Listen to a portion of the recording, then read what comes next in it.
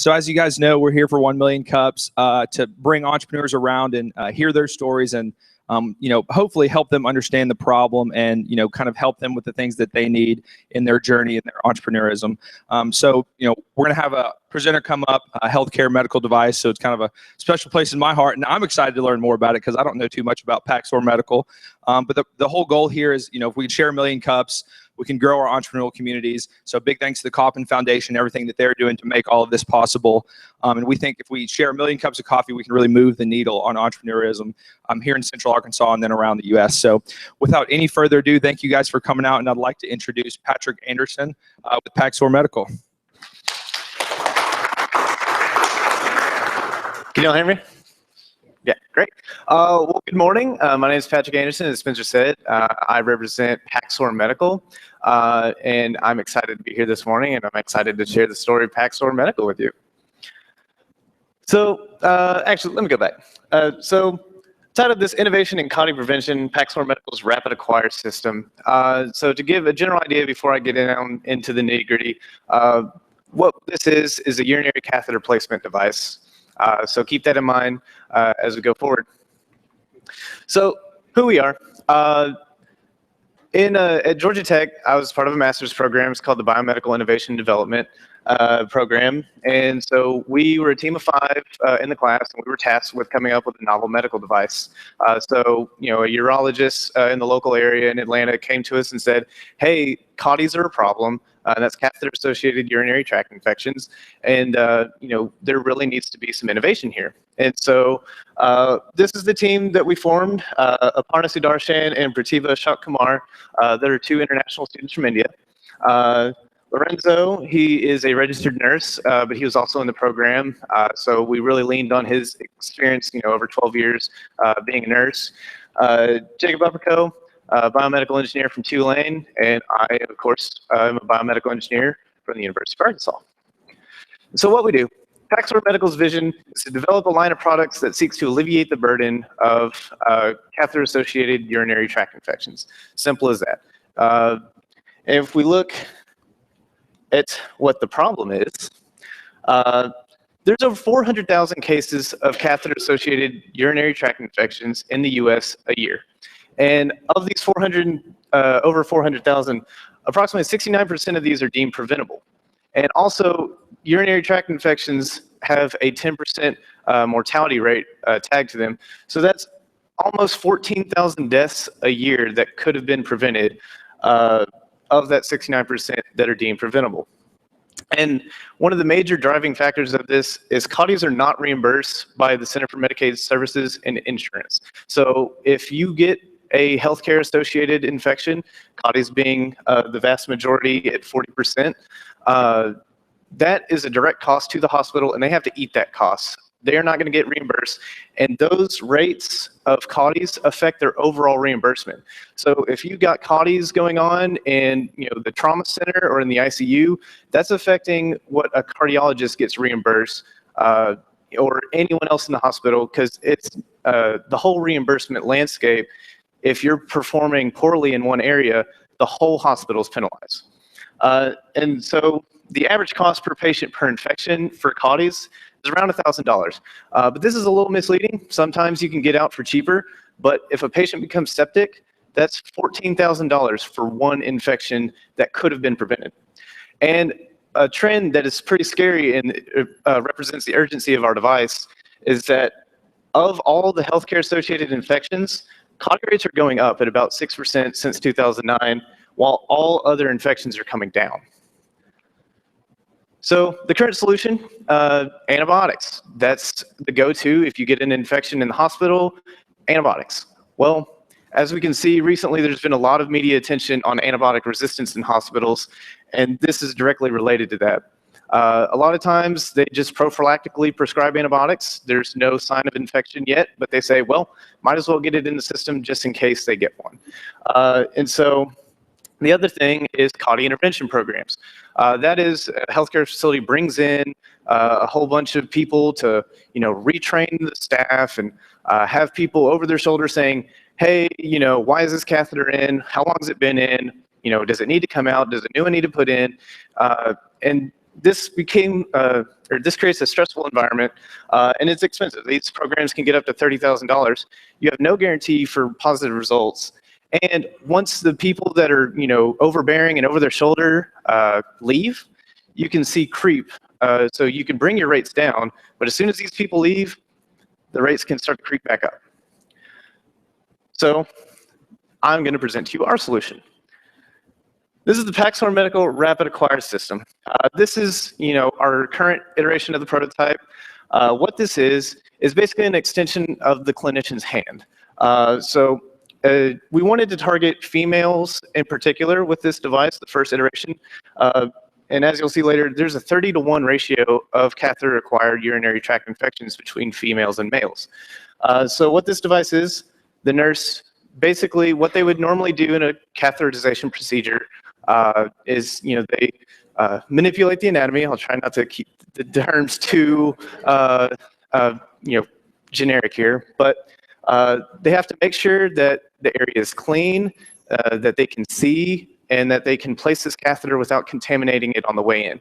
So this device addresses all the areas that we did customer discovery and found, like what are the failure modes of placing a catheter and when does it become contaminated on the way in. So this product addresses that. So to give you some preliminary testing data, one of the metrics that we were able to test before we graduated the program is the speed in which the procedure can be done. That's one of the things that we found that the clinicians and doctors and nurses and technicians, that's one of the things they wanted, is to be able to do this procedure quicker. So we developed a new amended protocol using our device, and we were able to take the time to perform the procedure and cut it in half. This was a big hit with the people that we brought in to do the testing. We had 3 clinicians, and also just for fun, the team, we had the clinicians teach us how to do the normal protocol as laid out by Emory School of Nursing, and then we also used our protocol. And we also saw a dramatic decrease in the time it took to perform the procedure.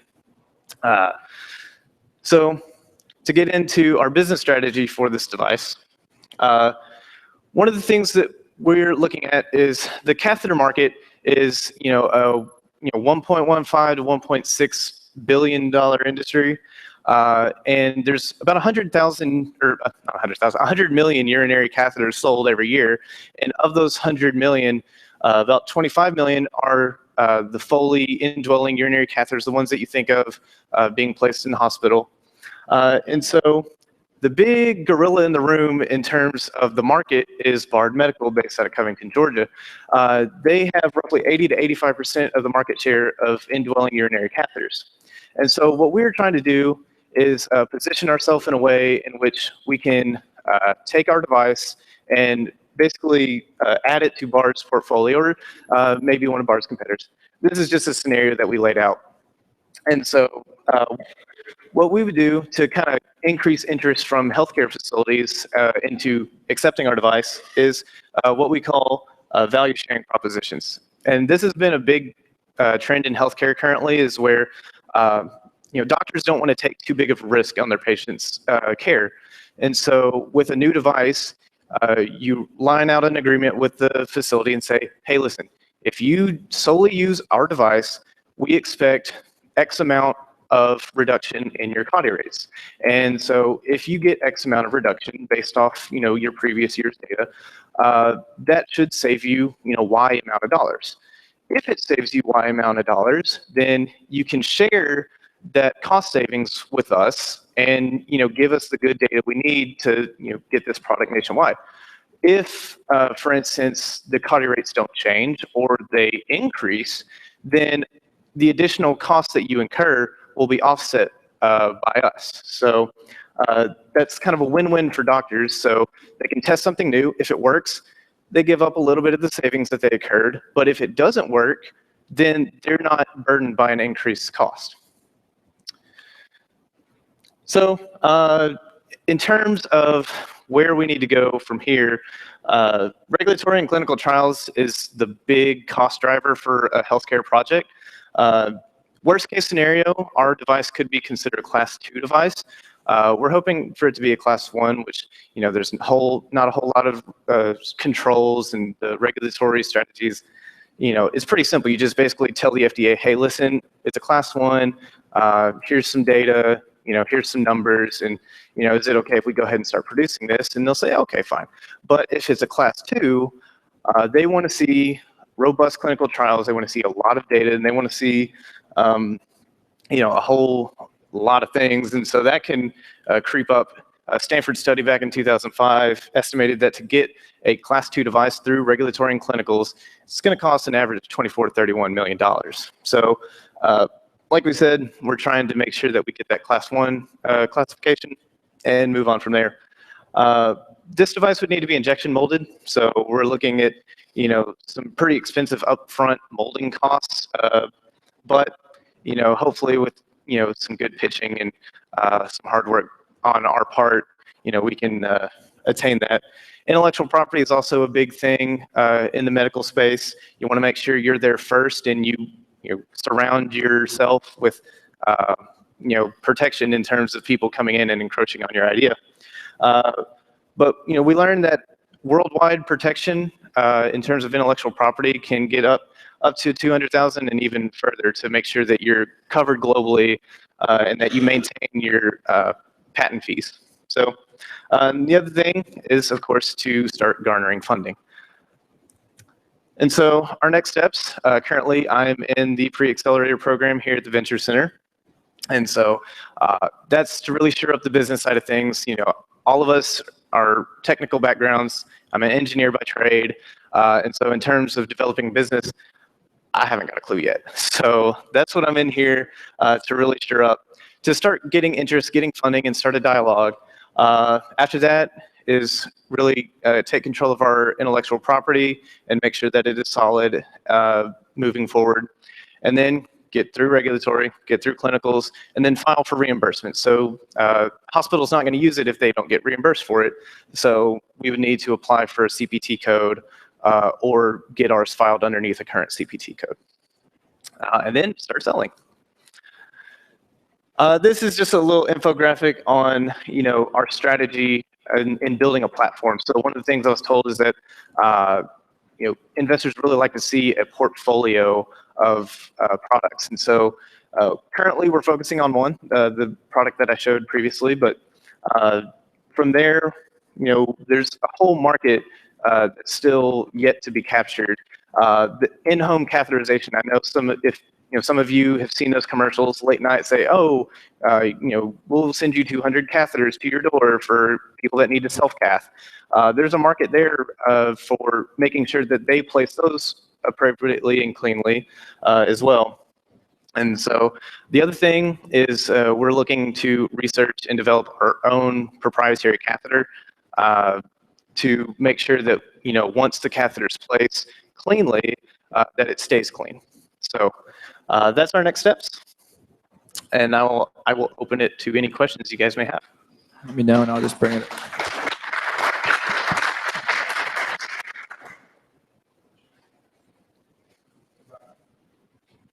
Questions, anyone? And before you ask your question, make sure you say your name and what you do. Brian Seitz. Where in your intellectual property, have you even filed a provisional patent application yet? Yeah, so I'll show you it because I'm proud of the little number thing here. Yeah, so down here, provisional patent 6219873. That was filed on July 30th of this year. And that was filed with the Georgia Tech Venture Center. And so that's something that I need to go back and talk to him and make sure, what do I do? I know I have a year on a provisional patent. You got to turn it into a utility patent and keep up with those fees and stuff like that. So that's a discussion I'll be having with them this week, is to really make sure. They were really eager to like, yeah, we'll write it, we'll get it filed for you. And they were super helpful in terms of like getting help writing the provisional and that kind of stuff and filing it. But from there, I need more info from them. So. Mr. Jones here. Can you talk a little bit about the licensing structure? I know it's kind of a tech transfer piece. And so, as much as you can, talk about the licensing that you have in place with University of Georgia Tech. So from what I understand, like I said, I need to go back and talk to him, but Georgia Tech is one of the most entrepreneur-friendly universities. I think they said that their kind of licensing and royalties from any of the intellectual property that spurns off from there is about 15%, which is fabulous in the academic community. I know they said, oh, well, all that great stuff happening at MIT, but MIT's intellectual property office wants 30%. So like I said, I'm scheduling a meeting, phone call with the office this week to really hash out the details on what exactly this intellectual property means, percentages and that kind of stuff. Next question, anyone? It's not really a question per se, but what you're doing is fabulous. I just had a family member who I don't know which infection it was, but had a catheter and ended up in the hospital for like 5 nights. Mm-hmm. So there's definitely a need for this. So thank you for what you're doing. Thank you. Any other questions from anyone? John Chamberlain, I'm a mentor here. Have you looked into the Small Business Innovative Research Grant programs? I have not. NIH has a number of them, and you might well fit with one of those categories. And they start out with a $100,000 or $150,000 grant to prove concepts and advance commercialization. Yeah, actually, I just heard about that not 20 minutes ago. So thank you for the input. And if it came out of funded research in any form at Georgia Tech, there's other things that are available. Great. Thank you. And just kind of from a nurse's point of view, I saw this all the time. Urinary catheter infections suck, and they would keep people in the hospital forever. And a little bit about females are so much more prevalent because the urethral opening is different, and then the urethra itself is much shorter. And so that's kind of why it's so much more prevalent in women. Just throw that in there. Anyone else? Chad Cumming, I'm a lawyer here in Little Rock. Where is manufacturing done in this kind of situation? Is this something that can be done only in in America, or is this something that you're looking at international manufacturing and shipping? Yeah.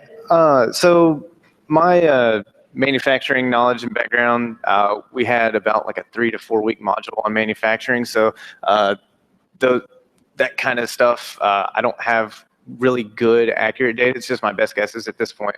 I'm a big fan of, like made in America kind of stuff. So while, yeah, you could kind of outsource this overseas, I would like to, at least see some attempt to, get it done here first, especially kind of like early on. Now, if I become a, big success in a, multi-billion-dollar company, then, I might look at overseas manufacturing, I guess, to keep pumping out the numbers. But I don't know. Like I said, my experience with this is, just brief exposure. And that's kind of one of the things that I'm here to help learn is, what do I do in terms of manufacturing? So.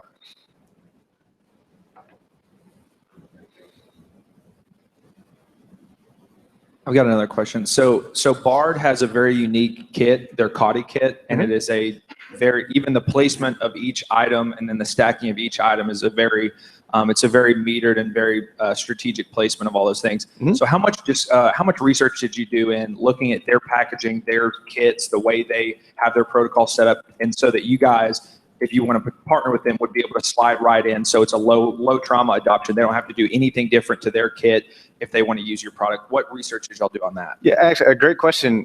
So our faculty in the program, the VP of Regulatory Affairs for Bard was a professor of ours, former senior R&D engineer, senior manufacturing engineer, like the VP of marketing came in and did a whole lot of presentations. So Bard is fully aware of this project, and they all like it. Now they did say that they're highly conservative in adopting new technology, but Bard is kind of who we base like we went there and they gave us a tour of the facility and like how the catheters are made, how the kits are put together, and they just handed us like 10 kits and said, here you go. And so all of our design inputs, basically kind of came from information we gathered from BARD. So in terms of being able to, be a low disruption to their current stuff, I'm in the process now of, developing a new kit, like, a new tray. I know that their brand new tray just came out like within the past couple of years. So this ideally would have its own unique tray, but it doesn't have to. This could be a standalone device. It could be coupled with the tray. That's kind of where we're looking at right now.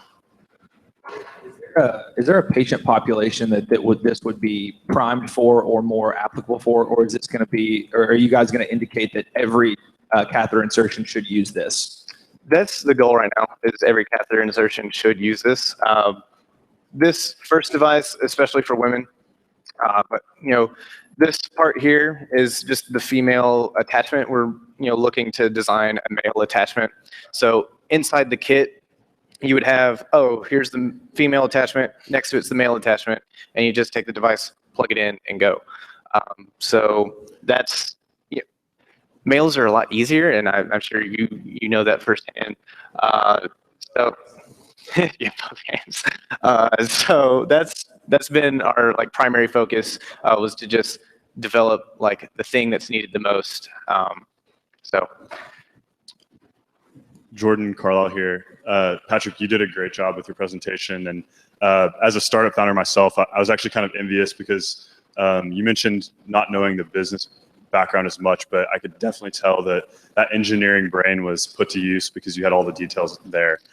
So congrats to that, because I think you're only going to get better, and your presentation is going to be amazing in a year.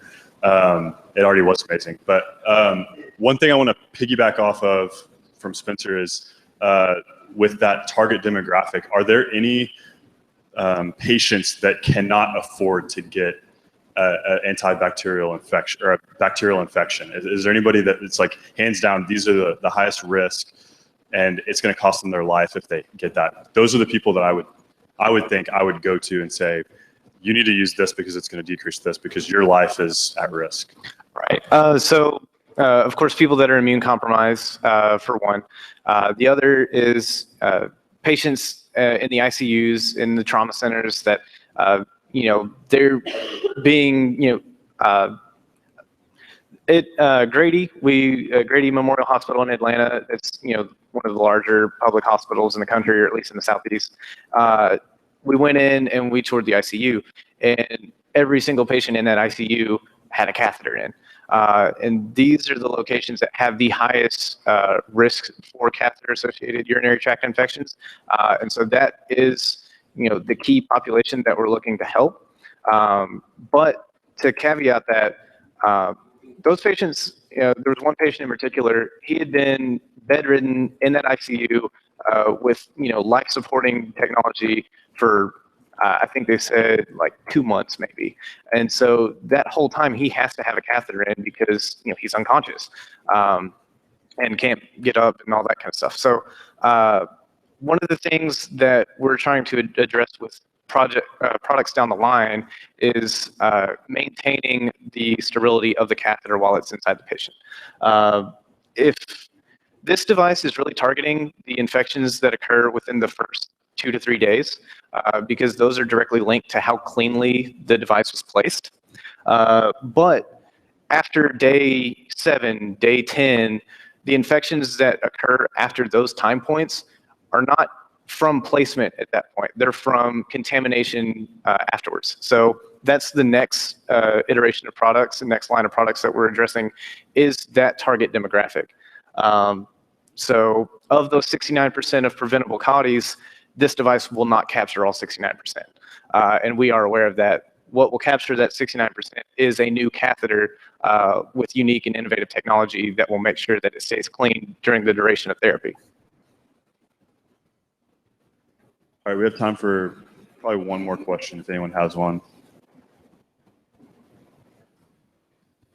Before we go on, you did a really good job of pointing this out, and it's very important that even if the CAUTI themselves, even if it's just $1,000 per CAUTI, the hospital is still getting graded on the amount of CAUTIs that they get and the rate they do. So if they get dinged 0.25% on their Medicare reimbursement because of their CAUTI rate, for that hospital, like, say for a hospital like UAMS's size, that 0.25% is about, $7 million. It can be millions and millions and millions of dollars just because they weren't stopping these infections from happening. So, you did a good job of it, and the more clear you can visualize that, the more it really stresses the problem, because there's a direct cost and then there's an indirect cost in reimbursement that's super important for this. So we actually, in our 50-slide presentation, we had this really awesome value-based purchasing model, and showing the time lapse of how that's changed, and the reimbursement revenue that's at risk. So for a hospital with X amount of reimbursement, if you get dinged just a little bit, the money that you're losing is adds up very, very quickly. So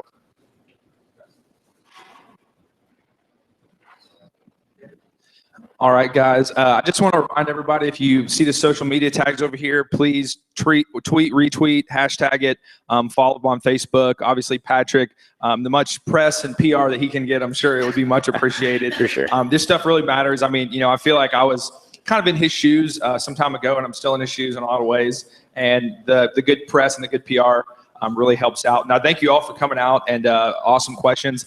We've got one more thing. We actually have comments about one of our upcoming presenters. So one of our upcoming presenters is in a competition to get on, is it QVC, Mike? So, and it's on today.com. They're competing to get placement in QVC. And we're going to hear their presentation in, I think maybe next week or the week after. And so we're going to write down the address to go support them. Getting onto QVC is a huge deal. You get immediate distribution and exposure. So we want to help them out, and hopefully they'll have a cool story to tell us when they do come up here and present. And if you need more information, Mike Steely is your man to go to. He's got all the details.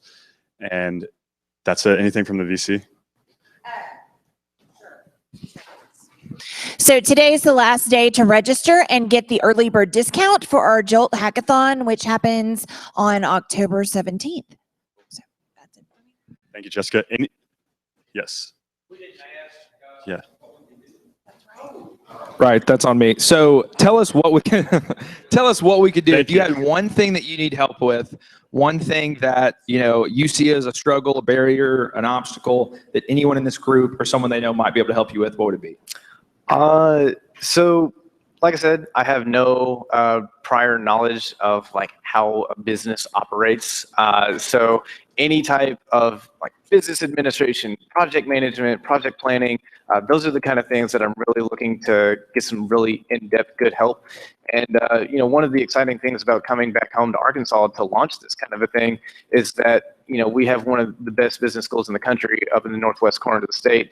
UALR, also very reputable in terms of business. And so I know there's a lot of good connections to build up a business infrastructure surrounding this technical idea. So that's the thing that I'm most interested in getting assistance with and help with moving forward. Okay, that sounds good. And if anybody can help him out with those things, please follow up with them afterwards. And I think we're ready to wrap up. This is a great turnout. Thank you guys for coming out.